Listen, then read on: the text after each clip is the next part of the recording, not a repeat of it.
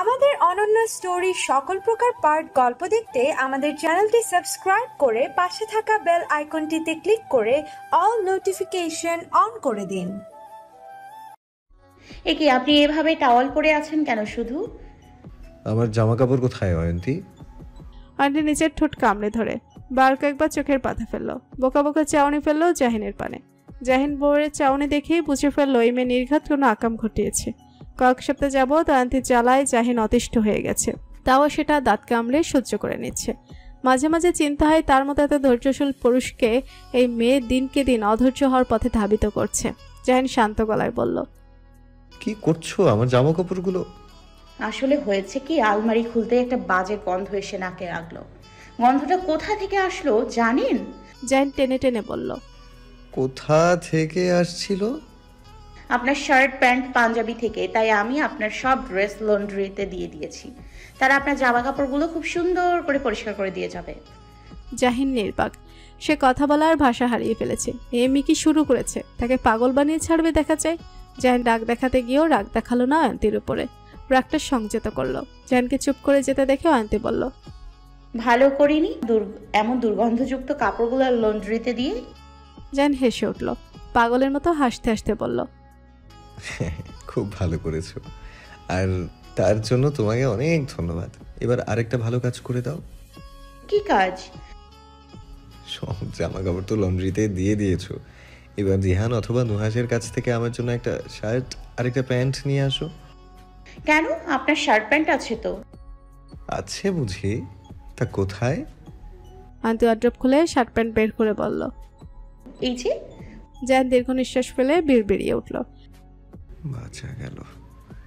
Jahin shirt pant পরে ফিটফাট হলো। অয়ন্তী ঘুরে ফিরে স্বামীকে দেখতে দেখতে বলল, কোথায় যাচ্ছেন এত সাজুগুজু করে? জাহিন সুরে সুরে বলল, দু চোখ যেখানে যায় সেখানে। অয়ন্তী নিজের পেটে হাত রেখে অভিযোগের স্বরে বলল, শুনেছিস তোর বাবার কথা? ওনার দু চোখ যেখানে যায় সেখানে চলে যাবেন নাকি? জাহিন হেসে হেসে বলল, দেখি সে কি বলছে তোমার অভিযোগ শুনে। জাহিন অয়ন্তীর কাছে এসে হাঁটু ভেঙে বসে অয়ন্তীর পেটে কান পাতল। কিছুক্ষণ চুপ থেকে জাহিনকে বলল, তোমার মাকে কানে কানে বলে দিও তো বাবা, যাতে এমন উদ্ভট উদ্ভট কাজ করা থেকে সে বিরত থাকে যেন। অয়ন্তী তেতে উঠল। কি? আমি উদ্ভট উদ্ভট কাজ করি? জাহিন দাঁড়িয়ে অধৈর্য গলায় বলল, এই না না, আমি তো মজা করেছি, আমি বরং আসি, আমার দেরি হয়ে যাচ্ছে। বলে অয়ন্তীর কপালে চুমু খেয়ে দৌড়। জাহিন জানে এবার অয়ন্তী একা একা এই নিয়ে সারাক্ষণ বকবক করবে। যখন সে বাড়ি আসবে তখন অভিমান করে দূরে দূরে থাকবে তার থেকে। এই অভিমান ভাঙাতে অবশ্য জাহিনকে কিছু না কিছু নিয়ে আসতে হয় অয়ন্তীর জন্য, কিন্তু এতে জাহিন বিরক্ত হয় না, বরং ভালোই লাগে। ভালোবাসার মানুষটার পাগলামিগুলো, এই পাগলামিগুলো সহ্য করা তো তার জন্য কিছুই না, যেটা অয়ন্তী হাজার গুণ যন্ত্রণা সহ্য করে তাকে দিতে চলেছে। মাঝে মাঝে রাতে যখন অয়ন্তী গভীর ঘুমিয়ে থাকে তখন জাহিনের মাথায় চিন্তা ভর করে, এটা ভেবে বাচ্চা প্রসবের সময় অয়ন্তীর কিছু হয়ে যাবে না তো। পরক্ষণে এমন অশুভ চিন্তা করার জন্য নিজেকে নিজেই হাজারটা গালি দেয়। সবকিছু ভালো হবে, কোনো কিছু খারাপ হবে না তার সাথে, তার গোটা পরিবারের সাথে। জাহিন আর কাইফ মুখোমুখি বসে জিজ্ঞাসাবাদ রুমে। কাইফের হ্যান্ডকাপ পরানো, হাত দুটো টেবিলের উপর। সারাপ থানার এসআই হওয়াতে জাহিনের জন্য সুবিধা হয়েছে কাইফের সাথে নিবিড়ভাবে কথা বলার। জাহিন প্রশ্ন করল, কেমন আছিস? কাইফ নাক মুখ কুচকে বলে, দেখতে পাচ্ছ না কেমন আছি? আর এখানে এসেছো কেন? মজা দেখতে? জাহিন নৈশব্দে হাসল। মজা দেখতে আসিনি, তোর কাছ থেকে আমার কিছু প্রশ্নের উত্তর চাই। কাইফ ভুরু কুচকে নেয়। প্রশ্নের উত্তর? কিসের উত্তর? জাহিন ঠান্ডা গলায় বলল, কেন করলি এমনটা তুই? আমার বিশ্বাস কেন ভাঙলি এভাবে? কিসের প্রতিশোধ নিলি তুই খলিল তালুকদারের সাথে হাত মিলিয়ে, ফাউন্ডেশনে আগুন ধরিয়ে, আর অয়ন্তীকে কিডন্যাপ করে? কাইফ মাথা নিচু করে নীরব রইল কিছু সময়, চোয়াল শক্ত রেখে জাহিনের দিকে চেয়ে বলল, জানতে চাও কিসের প্রতিশোধ নিতে চেয়েছিলাম তোমার কাছ থেকে? জানতে চাই, জানার জন্য এখানে আসা। কাইফ কিরমির করে বলল, আমার বাবার মৃত্যুর প্রতিশোধ নিতে। জাহিন অবাক হলো। তোর বাবার মৃত্যুর প্রতিশোধ নিতে মানে? ভুলে গেলে এর মাঝে 2.5 বছর আগের সেই ঘটনা, যেখানে একজন মধ্যবয়স্ক লোককে চুরির দায়ে এতটাই হেনস্থ করা হয়েছিল, যিনি তা সহ্য করতে না পেরে আত্মহত্যার পথ বেছে নেন। আমি সেই মানুষটার ছেলে যাকে তুমি অনাথ করে নিয়েছ। জাহিন বিস্মিত হলো। কি বলছিস এসব? প্লিজ এবার এটা বলো না যে তুমি কিছুই জানো না। জাহিন অতীত স্মৃতিচারণ করলো। হ্যাঁ, এমন একটা ঘটনা ঘটেছিল অতীতে, কিন্তু এতে তার কোনো হাত নেই। তাহলে কায়েব তাকে দোষারোপ করছে কেন? লোকটা কে? চোরের দায়ে জনগণ হাতে নাতে ধরেছিল, আর সেই সময় দলের সকলে সেই পথ দিয়ে যাচ্ছিল। তখন বিষয়টা খতিয়ে দেখার পর জাহিন শুধু এটাই বলে এসেছিল জনগণকে, আপনারা 10 জনে যা ভালো বুঝেন তাই করেন। এতটুকুই ছিল। কিন্তু তারপর কি হয়েছে সেটা জাহিন কোন অক্ষরেও জানে না। আজ এত বছর পর এর জের ধরে কায়েব প্রতিশোধ নিতে এসেছে তার কাছ থেকে। জাহিন ভেবেই দীর্ঘ নিঃশ্বাস ছাড়ল। কায়েব বলল, মনে পড়েছে এবার, নাকি এই তুচ্ছ ঘটনাটা তোমার মস্তিষ্কে নেই? তুই আমাকে ভুল বুঝছিস কাইফ। আমি তো কায়েব চেঁচিয়ে বলল, ভুল বুঝছি না আমি। তুমি যদি ওই সময় একটা বিহিত করে আসতে তাহলে এমনটা হতো না। আর আমার বাবা চোর নয়, আমার বাবাকে মিথ্যে অপবাদ দেওয়া হয়েছিল। বিশ্বাস কর, আমি যদি জানতাম ওনার সাথে ওরা এতটা দুর্ব্যবহার করবে তাহলে আমি সবটা ঠিক করে আসতাম ওখান থেকে। কায়েব তাচ্ছিল্যময় হেসে ওঠে। আজ তোমার এই হটকারিতার জন্য আমি এতিম। আমার বাবা ওই সময় কতটা অসহায় ছিল সেটা বুঝতে পারছো তুমি? ওই সময় উনি ছেলেকে কাছে পাননি, কারণ ছেলে যে শহরে ছিল না। যখন ছেলে শহরে ফিরে আসলো তখন ঘরে ঢুকে দেখলো তার বাবার নির্জীব দেহটা ফ্যানের সাথে ঝুলছে। বুঝতে পারছো ছেলের মনে কেমন ঝড় বইছিল তখন? এরপর শুরু হলো আমার জীবনের নতুন অধ্যায়, তোমার থেকে আমার বাবার মৃত্যুর প্রতিশোধ নেওয়া। আগে তোমার শত্রু খলিল তালুকদারের সাথে হাত মিলাই, তারপর তোমাদের বাড়ির ড্রাইভার হয়ে তোমাদের বাড়িতে ঢুকি। শুরু হয় তোমাদের সকলের বিশ্বাস জয় করা। আর আমি সেই বিশ্বাসটা জিতেও নিয়েছিলাম। কিন্তু ওই দিন ফোনটা গাড়িতে রেখে যাওয়াটাই আমার কাল ছিল। আর তখনই খলিল তালুকদার ফোন করে আর তুমি ধরে ফেললে আমাকে, আর পরেই আমায় কিডন্যাপ করে নিলে। আমার ভবিষ্যতের সাজানো সকল গেম তুমি নষ্ট করে দিলে। সবে প্রতিশোধ নেওয়া শুরু করেছিলাম, কিন্তু সবটা নষ্ট করে দিল। যার নির্বাক হয়ে তাকিয়ে রইল। এই একটা ভুলের জন্য কায়েব এতটা প্রতিশোধ পরায়ণ হয়ে উঠেছে। কিন্তু এটা সত্যি তার কোনো দোষ নেই এতে। কায়েব তাকে ভুল বুঝছে। জাহিন কিছু বলতে নিবে তখনই সারাপ আর একজন কনস্টেবল এসে ঢুকে। সারাপ বলল, ভাই সময় শেষ। জাহিন ভরাট গলায় কায়েবকে বলল, আমি বুঝতে পারছি কাইফ তোর ব্যথাটা, কিন্তু তুই আমাকে ভুল বুঝে সব আউল ফাউল কাজে লিপ্ত হয়েছিলি। তোর বাবার মৃত্যুতে আমি সত্যি ব্যথিত, কিন্তু এর জন্য আমি দায়ী নই। সেটা তুই যতই আমাকে দায়ী করিস না কেন, আমি এর প্রতিবাদ করব। আর তুই না জেনে না বুঝে প্রতিশোধের আগুনে জ্বলছিস। কায়েব টু শব্দটা করলো না। এক নজরে টেবিলে তাকিয়েছে, চোখ মুখ অন্য কথা বলছে। কায়েবের যেটা ভয়ঙ্কর রূপ নিতে চলেছে। জাহিন বলল, আসি। সারাপ ইশারায় কনস্টেবলকে বলল কায়েবকে নিয়ে যেতে। কনস্টেবল এসে কায়েবের বাহু ধরে দাঁড় করাতে কায়েব এক দুঃসাহসিক কাজ করে বসে। কনস্টেবলের কোমরে গুজে রাখা রিভলভারটা হাতে নিয়ে জাহিনের দিকে তাক করে রেগে বলল, আমার আগে এই কাজটা করা উচিত ছিল, তোকে এই দুনিয়া থেকে সরিয়ে দেওয়া। কিন্তু আমি ভুল করেছিলাম। ভেবেছিলাম তোকে ধীরে ধীরে কষ্ট দিয়ে মারব, কিন্তু সেটা হলো না। তাই আজকেই তোর জীবন সমাপ্ত করব আমি। উল্টো দিকে সারাপ রিভলভার কায়েবের দিকে তাক করে বলল, কাইফ, ভুল কিছু করিস না, তাহলে কিন্তু তোরই ক্ষতি, তোর শাস্তি আরো দ্বিগুণ হবে। কায়েব চেঁচিয়ে বলল, হোক শাস্তি, তাও ওকে আমি মেরেই ছাড়ব। জাহিনের কোনো নড়াচড়া নেই। সে একই ভঙ্গিতে দাঁড়িয়ে কায়েবের পাগলামিগুলো দেখছে। সারাপ তা দেখে চেঁচিয়ে বলল, ভাই কি করছো?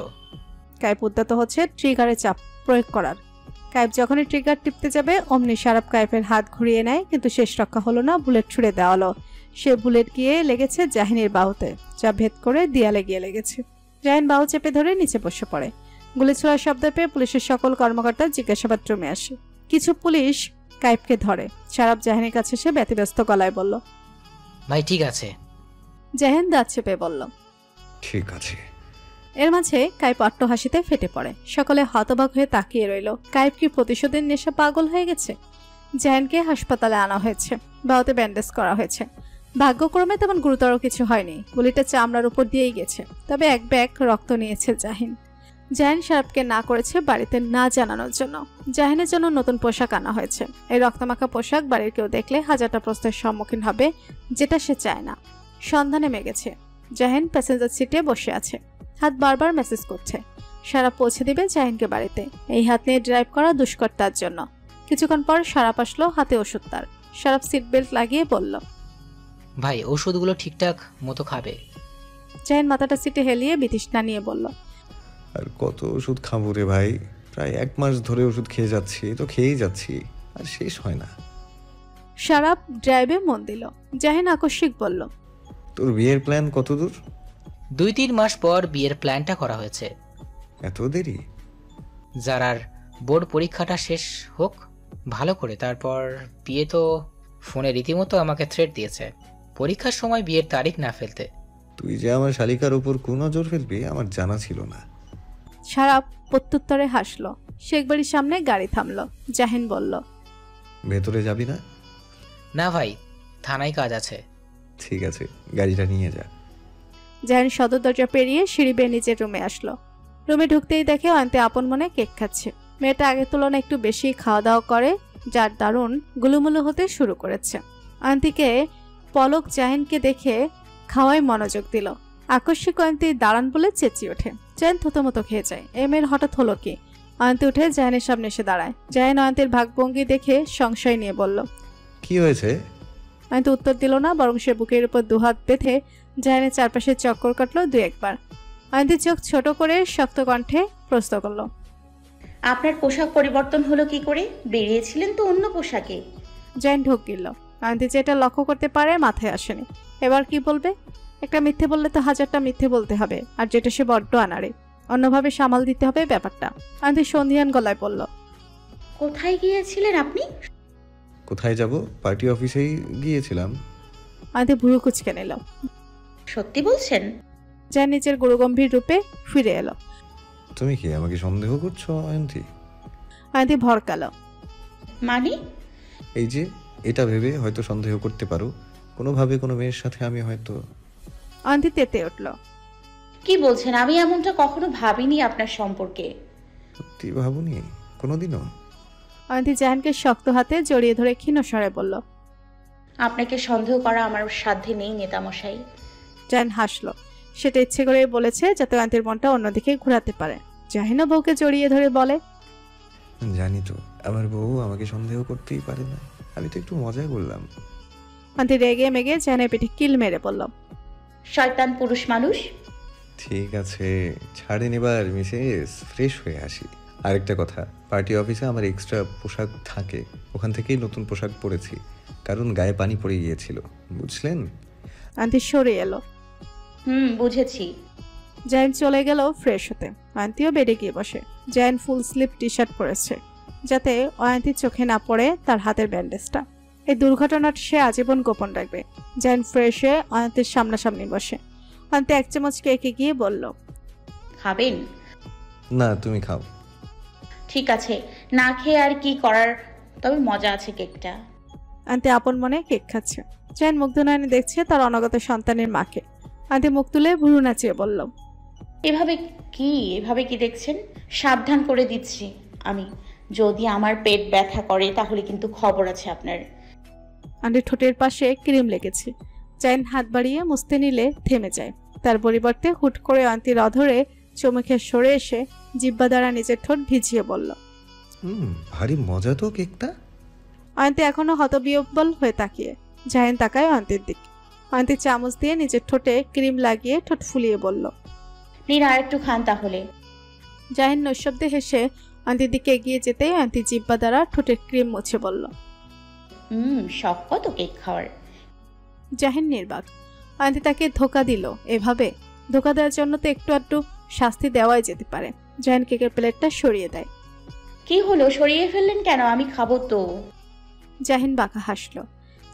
খাবে তো, তবে কেক নয়, অন্য এক মধুময় সুধা। মানে? জাহিন অয়ন্তীর কথাই পাত্তা না দিয়ে অয়ন্তীর বাহু ধরে অয়ন্তীকে শুয়ে দেয়। অয়ন্তী বড় বড় চোখে তাকিয়ে। জাহিন নিরেট গলায় বলল, প্রায় 1 মাস উপবাসে ছিলাম, এবার উপবাসটা ভাঙা দরকার, না হলে শুকিয়ে যাব আমি। বলেই নিজ কাজে লিপ্ত হলো। জাহিন ভালোবাসার পরশে ছুঁয়ে দিচ্ছে প্রিয়তম স্ত্রীর অধৈর্যরা। অয়ন্তী আবেশে চোখ বন্ধ করে জাহিনের চুল আঁকড়ে ধরে। প্রায় 1 মাস পর স্বামীকে কাছে পেয়েছে অয়ন্তী। জাহিনের ছোঁয়াগুলো এখনো অয়ন্তীকে ভেতর থেকে দুর্বল করে তোলে বারবার। জাহিন অয়ন্তীর গলা মুখ ডুবিয়ে অয়ন্তীর কানের লতিতে চুমু করে ক্ষীণ গলায় বলল, অয়ন্তী, হুম, আমার কিন্তু একটা ছোট্ট রাজকন্যা চাই। যদি রাজপুত্র হয়? জাহিন মুখ তুলে তাকায়। যেই আসুক সে যেন সুস্থভাবে আসে। তাহলে বললেন কেন রাজকন্যা চাই? এটা তো আমার ইচ্ছের কথা বললাম। ও, জাহিন উঠে বসে কেকের প্লেটটা এগিয়ে বলল, নাও এবার কেকটা খাও। খাবো না আর। খাবে না? তাহলে আমি খাই। যারার বোর্ড পরীক্ষা শুরু আজ থেকে। শেষের 20 দিন যারা কোনো দিক বেদিক না তাকিয়ে ধুমসে পড়েছে। মাঝে মাঝে নুহাস যারাকে পড়া বুঝিয়ে দেওয়ার নাম ধরে যারার কাছে পিঠে থাকতো। সেটা সকলে বুঝতো, কিন্তু কেউ কিছু বলতো না, এমনকি আজমল শেখো না। যারা যখন খুব খুব মনোযোগ সহকারে পড়তো তখন নুহাস যারার গালে চুমু খেয়ে যেত। যারা তেমন পাত্তা দিত না, কিন্তু নুহাস যখন অতিরিক্ত টর্চার করতো যারা তখন রেগে নুহাসের দিকে তাকাতো। নুহাস তখন অপরাধীদের মতো বলতো, আচ্ছা আচ্ছা আর করবো না, প্রমিস। কিন্তু নিজের কথা রাখতে পারতো না, বারবার একই কাজ করতো। আর যারা সহ্য না করে নুহাসকে নিজের রুম থেকে বের করে দিত। যারার মতে আগে পড়াশোনা, তারপর স্বামী নামক এই অদ্ভুত প্রাণীটি। যারাকে হলে পৌঁছে দিবে নুহাস। স্বামী, চাচু, বাবা, ভাই সকলে যারাকে পৌঁছে দিতে চেয়েছিল হলে, কিন্তু যারা মানা করলো। পরীক্ষা দিবে সে একা, আর এত মানুষ গিয়ে কি লাভ তার চেয়ে ভালো তার সাথে একজন যাক। তাই সকলে ঠিক নুহাসকেই বরং যারাকে পৌঁছে দিল। যারা সকলের কাছ থেকে দোয়া নিয়ে বেরিয়ে পড়লো পরীক্ষা দিতে। জোহরা বেগম মেয়েকে পায়েস খাইয়ে মেয়ের গায়ে মাথায় দোয়ার দরুদ পড়ে ফু দিয়ে দিয়েছেন। এটা জোহরা বেগমের অভ্যাস। গাড়ি এসেছে থামে কলেজের সামনে।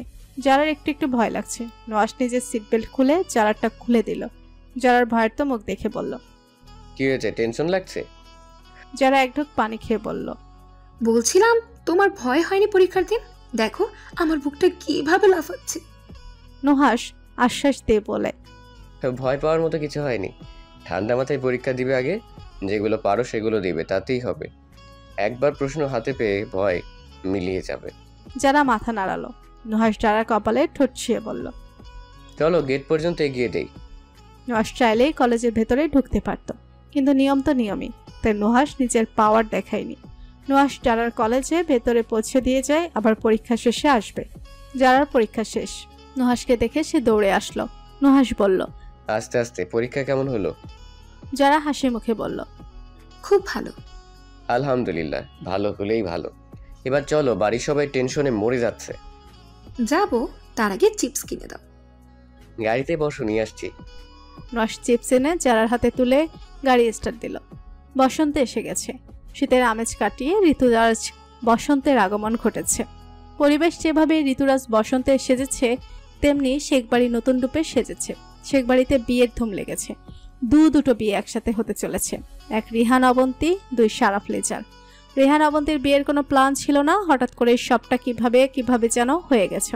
এই তো সেদিন রিহান ধুম করে হাটে হাড়ি ভেঙে বসে। অয়ন্তীর পুরো পরিবার শেখবাড়িতে এসেছিল অয়ন্তীকে দেখতে। তখন রিহান ভরা মজলিসে অবন্তীর হাত ধরে বুক ফুলিয়ে দুজনের সম্পর্কের কথা জানিয়ে দেয়। সকলে স্থির চোখে রিহান অবন্তীর দিকে কিয়ৎক্ষণ তাকিয়ে আবারও নিজেদের কথায় মশগুল হয়। পরিবারের সকলে ভাবমূর্তি দেখে রিহান অবন্তী তাজ্জব বনে যায়।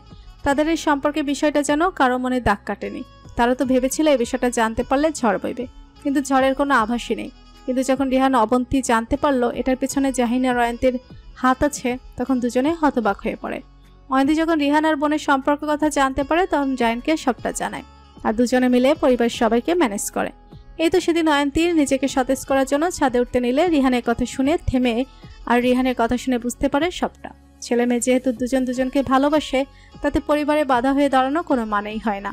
দেখা গেল অন্যটো বিয়ে দিয়েছে ছেলে মেয়েদের, কিন্তু দুজনের দাম্পত্য জীবনে অসুখী। তখন কি পরিবার সুখে থাকতে পারে না। তাই তাদের সুখেই পরিবারের সুখ। তাই এই বিয়ের আয়োজন। 2 বিয়েই শেখবাড়িতে হবে। বরযাত্রী হিসেবে মেয়ের বাড়ি যাওয়া হবে না, শেখবাড়ি বর্তমানে কনে আর বরের বাড়ি। আয়োজনটা মূলত আজমল শেখের করা। 2 বিয়ে যেহেতু হচ্ছে, তাহলে একই বাড়ি থেকেই হোক।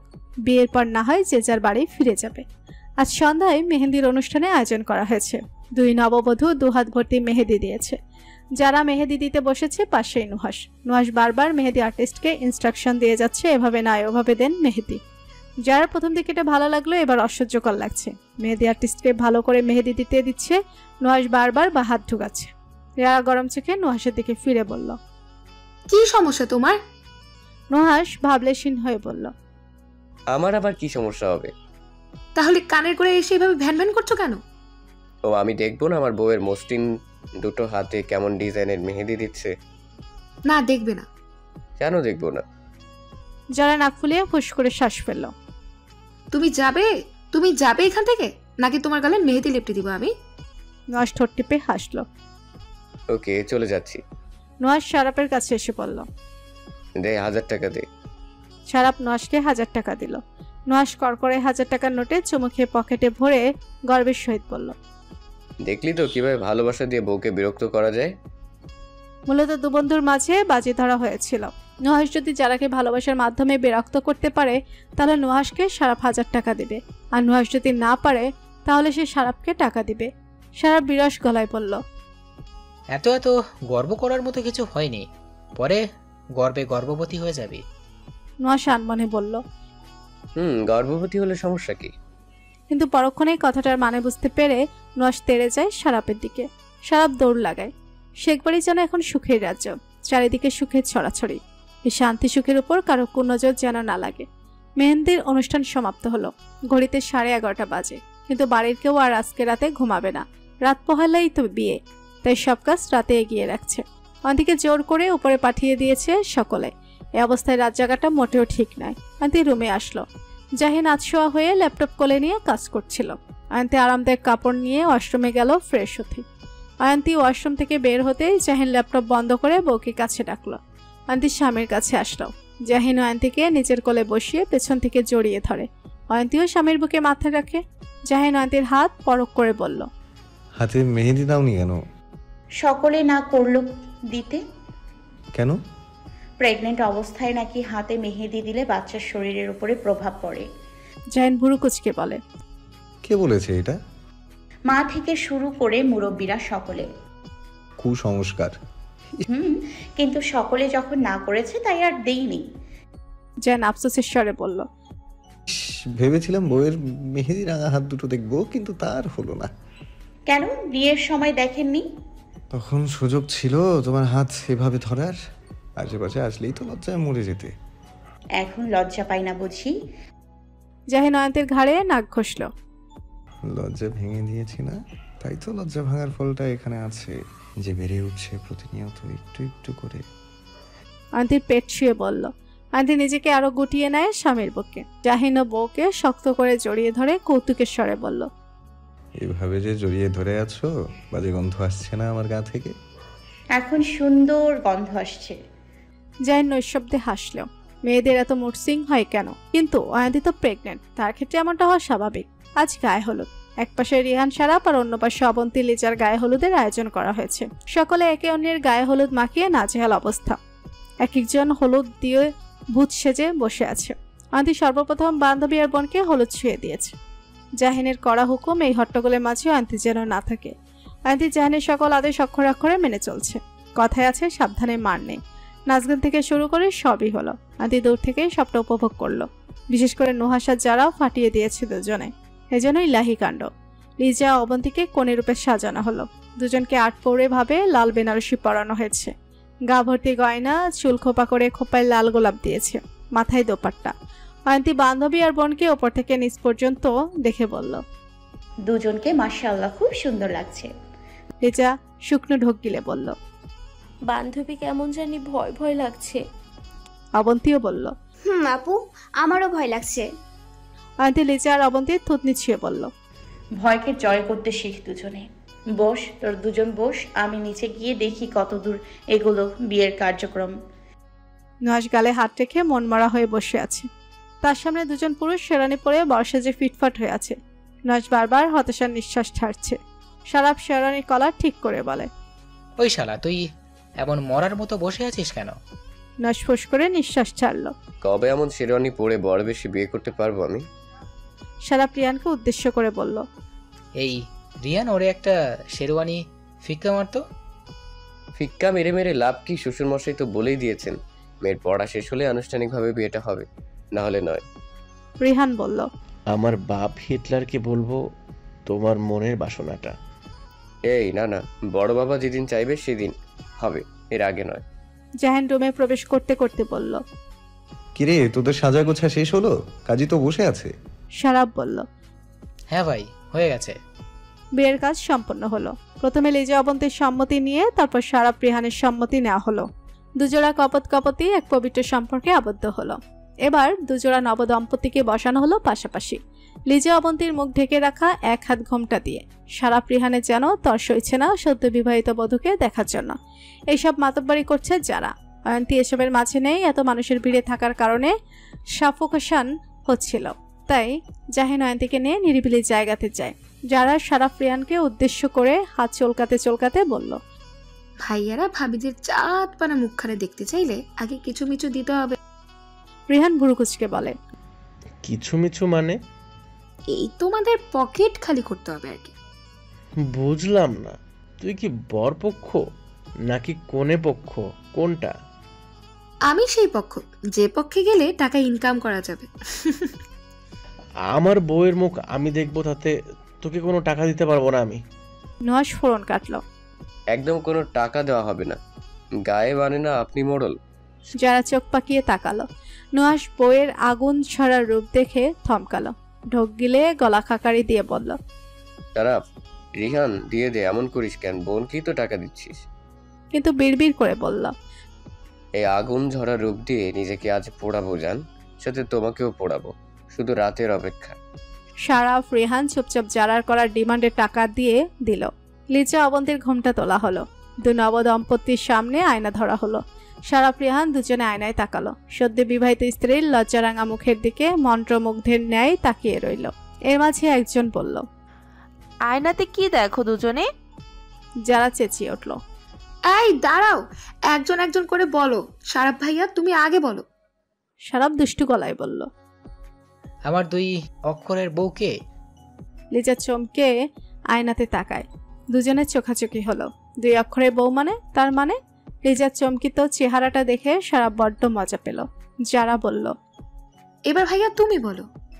রিহান বিমোহিত গলায় বলল, এক কঠিন মানবীকে, যে মানবীর হৃদয়ে নিজের নাম লিখাতে হাজার প্রয়াস চালাতে হয়েছে। অবন্তী চোখ তুলে আয়নায় তাকায়। মিলন ঘটল দুজোড়া নয়নের। রিহানের চোখে বিরাজ করছে প্রশান্তির ছাপ। অবশেষে প্রিয় মানুষটাকে আইন আর শরীয়ত মোতাবেক নিজের পেল। অদ্ভুত এক সুখ বিরাজ করছে মনের মাঝে, যা রিহানের জন্য ব্যক্ত করা দুর্বিষহ।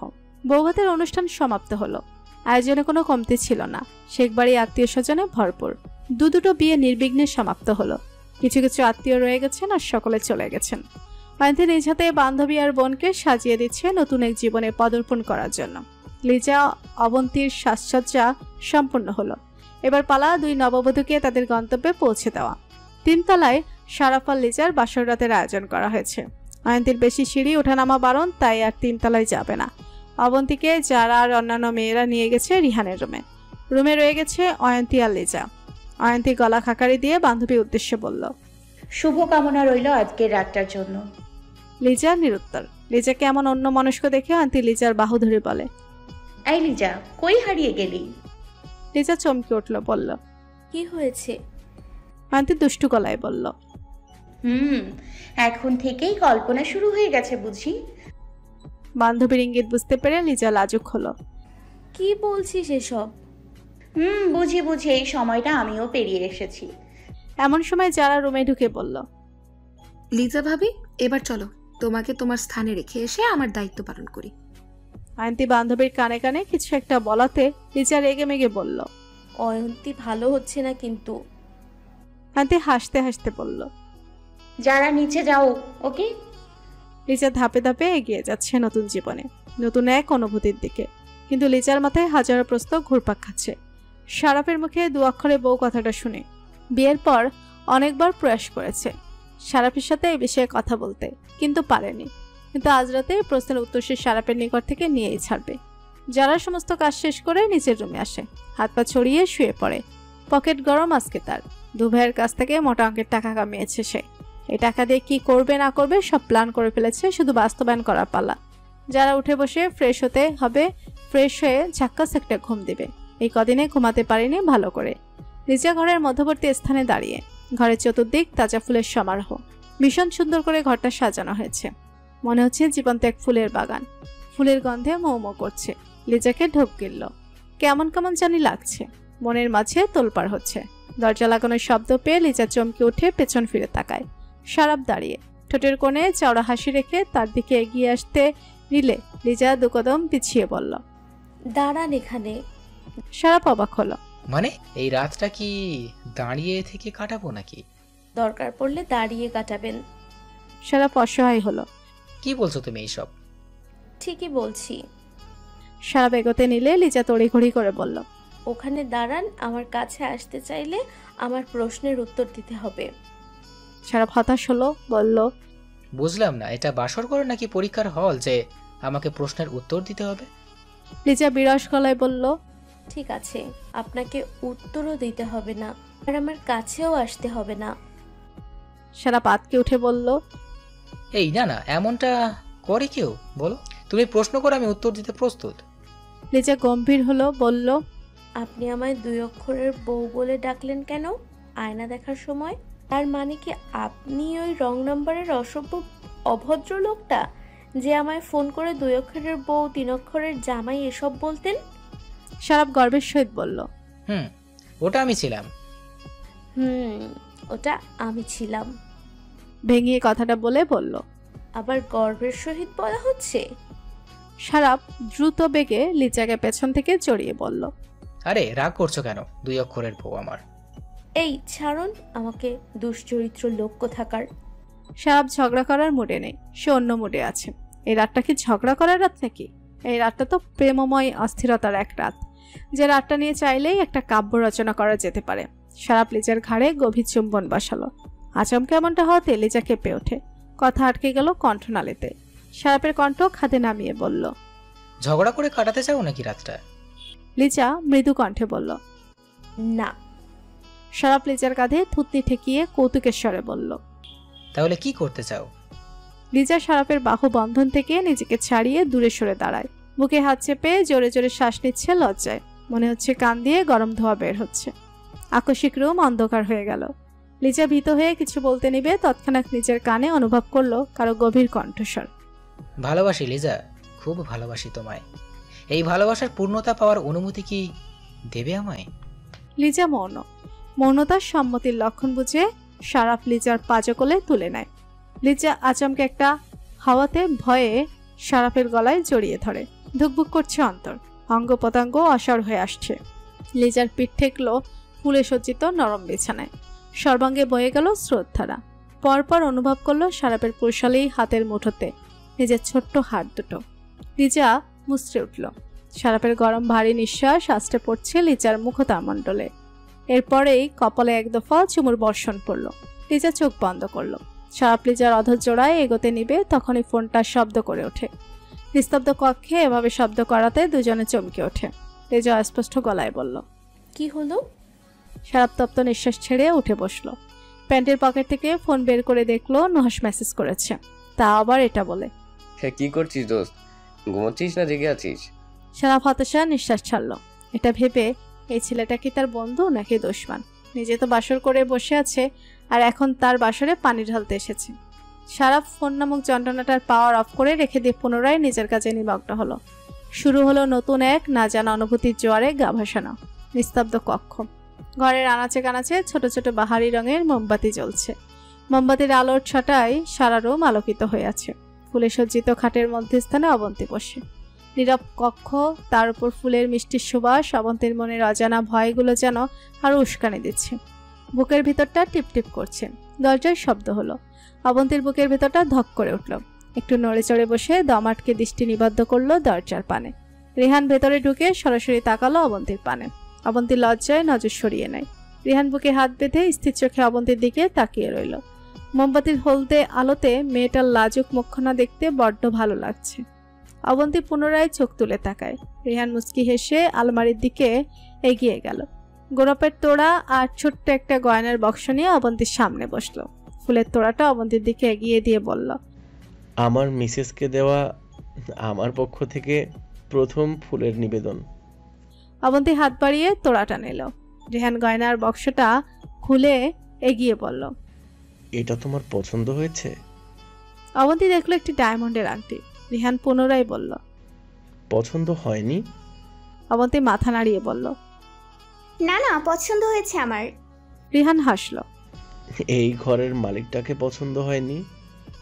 অবন্তী লাজুক হেসে বলল, তাকে পছন্দ বলেই বিয়েটা করেছি। রিয়ান হেসে অবন্তীর বাহারটা টেনে ধরল। আংটিটা অবন্তীর অনামিকা আঙ্গুলে সযত্নে পরিয়ে কিছুক্ষণ চেয়ে রইল আংটি পরিহিত আঙ্গুলটার দিকে। অবন্তী রিহানের দিকে তাকিয়ে রইল। কি এত দেখছে এই লোক? রিহান বিমোহিত গলায় বলল, ভীষণ সুন্দর লাগছে। রিহান আচমকা অবন্তীর হাতে ঠোঁট ছুঁয়ে দেয়। অবন্তী চোখ বন্ধ করে নেয়। পরপর গালে অনুভব করে রিহানের শক্তপোক্ত হাতের পরশ। রিহানের হাতের উপর নিজের হাতটা রাখে অবন্তী। রিহান প্রিয়তমার কপালে ভালোবাসার পরশকে মুখটা এগিয়ে নেয় অবন্তীর কানের কাছটায়। অবন্তী কানে ঠোঁট ছুঁয়ে ফিচেল কণ্ঠে বলল, আই লাভ ইউ অবন্তী। অতীতের সকল পিছুটান ভুলে কি আমরা একটা নতুন অধ্যায় শুরু করতে পারি না? অবন্তী জোরে নিঃশ্বাস ছাড়ল। দুহাত বাড়িয়ে রিহানের পিঠে রাখল। অর্থাৎ অবন্তী চায় জীবনে নতুন এক অধ্যায় শুরু করতে। রিহান দুর্বৃত্ত হাসল। নিবিড়ভাবে জড়িয়ে ধরল মেয়েটিকে নিজের বক্ষস্থলে। দুজনের হৃদস্পন্দন একত্র হলো। শরীর ছুঁয়েছে শরীরে। পেরিয়ে গেল কয়েক মুহূর্ত। এবার এলো সেই কাঙ্ক্ষিত মুহূর্তটি, যে মুহূর্তটির জন্য প্রাপ্তবয়স্ক নর নারী অপেক্ষা করে থাকে। রিয়ান ধীরে ধীরে অবন্তীকে শুয়ে দেয়। সর্বাঙ্গে জুড়ে লাজ বিচরণ করছে অবন্তীর। নতুন এক অনুভূতির সাথে দুজনের সাক্ষাৎ হলো। সূচনা হলো এক নতুন অধ্যায়ের। দুটি হৃদয়, দুটি মন, দুটি আত্মা, দুটি দেহ আজ মিলেমিশে একাকার হলো। যার মাঝে এতটুকু ফাঁক নেই, আছে পরিপূর্ণতা। যারা ভেজা চুলে টাওয়াল পেঁচাতে পেঁচাতে ওয়াশরুম থেকে বের হলো। লম্বা একটা শাওয়ার নিয়ে এখন আরাম লাগছে। ওয়াশরুম থেকে বের হয়ে যারা চমকে ওঠে। রুম পুরো আধারে ডুবে, কিন্তু সে তো আলো নিভায়নি। তাহলে যারা সুইচ অন করে সোজা ড্রেসিং টেবিলের সামনে গিয়ে গলায় ঘাড়ে লোশন মেখে পেছন ফিরে তাকাতেই চোখ বড় বড় চেঁচিয়ে ওঠে। নোয়া সায়াসী ভঙ্গিতে পায়ের উপর পা তুলে শুয়ে আছে, মুখে বাঁকা হাসি। যারা রাগে চেঁচিয়ে উঠল, তুমি এখানে কি করছো? কতটা ভয় পেয়েছে জানো? নুহাস উঠে দাঁড়ায়। যারা দিকে এগিয়ে আসতে আসতে বলল, ইস, আমার বউটা ভয় পেয়েছে, কাছে আসো, ভয় দূর করে দিই। ঠং। যারা ভেজা চুল থেকে টাওয়াল খুলে তার চেয়ারের উপর রেখে চুল ঝাড়তে শুরু করলো। নুহাস যারাকে পেছন থেকে জড়িয়ে ধরে ভেজা চুলে মুখ ডুবিয়ে জোরে নিঃশ্বাস নিল। যারা শাসিয়ে বলল, উফ, ছাড়ো তো। আর তুমি এই রুমে কি করছো বলো তো? নুহাস ধীরে বলল, যেখানে বউটা আমার এই ঘরে, সেই ঘরে না এসে থাকবো কি করে? তা জনাব, আপনি কেন এসেছেন এই ঘরে? আজ তো শারাফ রিহানের বাসর রাত, তাই না? এখন কি হয়েছে? একদিকে বন্ধুর বাসর করছে, আর একদিকে ভাই বাসর করছে, তাহলে আমি কেন বাকি থাকবো? আমারও উচিত বাসর করা। যারা বিচলিত হলো, শিউরে উঠল হৃদয়খানা। এতক্ষণে রুদ্রমূর্তি রূপটা উবে গেছে। মেয়ে যাওয়া কণ্ঠে বলল, বাসর না করলে ওই দিন তো দ্বিতীয়বার কি বাসর করা মানা? যারা জবাব দিল না। নুহাস যারার ভেজা ঘাড়ে ঠোঁট ছোঁয়ালো। যারা কেঁপে উঠে আঁকড়ে ধরে পেটের উপরে থাকা নুহাসের হাত। সময় গড়ালো দুজনে একই স্থানে দাঁড়িয়ে। নুহাস নিজের ভালোবাসাগুলো প্রদান করছে যারার গলায় ঘাড়ে, যারা তার সাদরে গ্রহণ করছে। হুট করেই পাজা কোলে তুলে নেয় যারাকে নুহাস।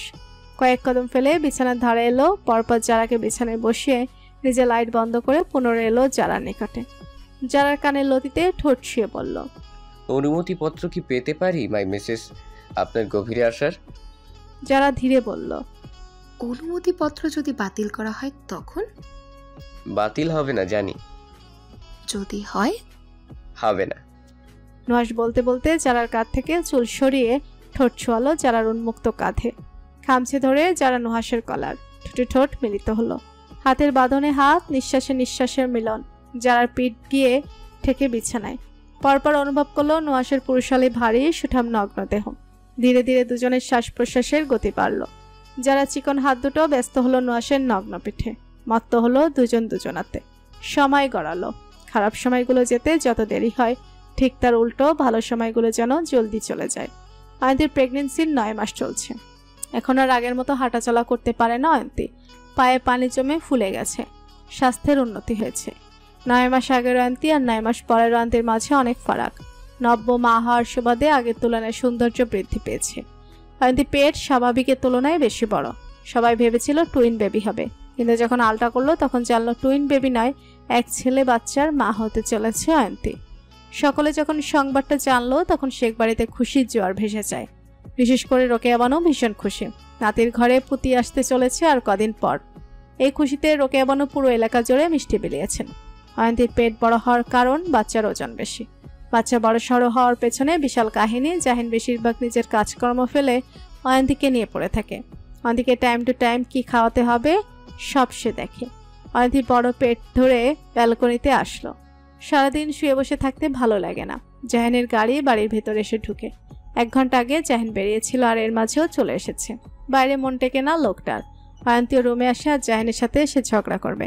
জাহিন রুমে ঢুকে বইয়ের থমথমে মুখ দেখে ব্যাগটা রেখে বলল, কি হয়েছে? আপনার জন্য আমার হাঁটা চলা করতে অসুবিধা হয়। জাহিন অপরাধী গলায় বলল, আমি আবার কি করলাম? আপনি যদি আমাকে এভাবে গান্ডে পিণ্ডে না খাওয়াতেন তাহলে এমনটা হতো না। জাহিন মুস্কি হেসে অয়ন্তীকে কাছে এনে নিজেকে অয়ন্তীকে নিজের কোলে বসিয়ে বলে, আমাদের বাচ্চার সুস্থের জন্যই তো তোমাকে গান্ডে পিণ্ডে খাওয়ালাম। অয়ন্তী মন খারাপ করে বলল, আমি অনেক ভারী হয়ে গেছি তাই না? জাহিন অয়ন্তীর ফোলা ফোলা গালে চুমু খেয়ে বলল, তোমাকে আর আমাদের সন্তানকে বহন করার মতো যথেষ্ট শক্তি আছে আমার। অয়ন্তী আচমকা পেটে হাত রেখে চেঁচিয়ে ওঠে। জাহিন শঙ্কিত কণ্ঠে বলল, কি হয়েছে? আপনার ছেলে আমার পেটে ফুটবল খেলছে। জাহিন হাসলো আন্টির পেটে হাত রেখে শাসানোর স্বরে বলল, এই যে মাকে একদম কষ্ট দিবে না। যদি মাকে কষ্ট দাও তাহলে বাবা কিন্তু অনেক বকুনি দিবে তোমাকে। আন্টি হতবাক হয়ে তাকালো। জাহিন আন্টির চাউনি দেখে বলে, কি হয়েছে? আপনার কথা শুনলো কি করে? শান্ত হয়ে গেছে বুঝি? জাহিন আন্টিকে বিছানায় বসিয়ে নিচে হাঁটু ভেঙে বসে পেটে চুমু খেয়ে আদুরে কণ্ঠে বলে, এই তো গুড বয়, একদম শান্ত হয়ে থাকবে, কোনো নাচানাচি নয়, বুঝলে? রাত 10:15 আন্টি ওয়াশরুম থেকে বের হতে অনুভব করে তরল পদার্থ বেয়ে পড়ছে পা দিয়ে। সন্তান পৃথিবীতে আসার আগাম বার্তা দিয়ে দিয়েছে মাকে। আন্টি কাঁপা কাঁপা গলায় জাহিনকে ডাকে, নেতামশাই। জাহিন ল্যাপটপ নিয়ে বসে আন্টির ডাক শুনে ছুটে এসে আন্টিকে ধরে বলে, কি হয়েছে? আন্টি পেটে হাত রেখে চাপা গলায় চেঁচিয়ে ওঠে। আকস্মিক পেটে মারাত্মক যন্ত্রণা অনুভব করলো। ঘামতে শুরু করলো আন্টি। জোরে জোরে নিঃশ্বাস নিচ্ছে। জাহিনের মনে পড়লো আন্টির ডেলিভারির সময়ের কথা। 4 দিন পর ডেলিভারির তারিখ ছিল, কিন্তু সন্তান তাদের পৃথিবীর আলো দেখার জন্য যেন ধৈর্য হারা হয়ে গেছে। জাহিন আন্টিকে চট করে কোলে তুলে বিছানায় শুয়ে দরজার সামনে দাঁড়িয়ে সবাইকে ডাকতে লাগলো। বাড়িতে আগে থেকে 2টো নার্স রাখা হয়েছে। আন্টির সি সেকশনের প্রয়োজন নেই, নর্মালে বাচ্চা প্রসব করতে পারবে। সকলে জাহিনের চিৎকার শুনে আসলো। নার্স দুজনে নিজেদের কাজে লেগে পড়লো। জাহিন রুমের বাইরে ছটফট করছে। বাড়ির মুরব্বীরা ড্রয়িং রুমে চিন্তিত মুখে বসে। জাহিন করিডোরে এ মাথা থেকে ও মাথা পায়চারি করছে আর বারবার নিজেকে গালি দিচ্ছে। কেন সে রাজি হলো নর্মাল ডেলিভারিতে?